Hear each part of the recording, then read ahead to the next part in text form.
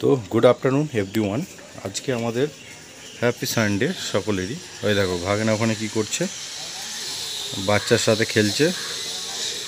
আর এখানে আজকে আমাদের সানডে লাঞ্চ আমাদের বাইরেই হবে, রোদে বসে উঠানে।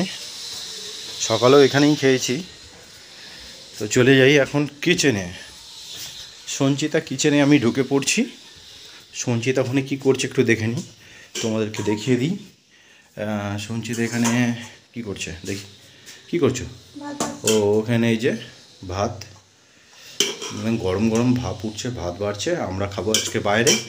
আজকে সানডে আমরা বাইরেতেই ব্রেকফাস্ট করেছি। আর এখানে আছে ডাল, মসুর ডাল, একদম পেঁয়াজকলি তো পেঁয়াজকলি টমেটো দিয়ে একদম পুরো মসুর ডাল একদম ঘন ঘন করে করেছে।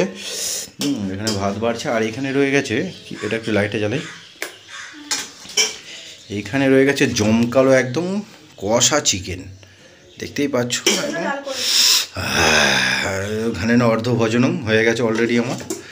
এনিওয়ে চলো আজকে আমরা বাইরেই ডিনারটা সেরে নিই, লাঞ্চটা সেরে নিই।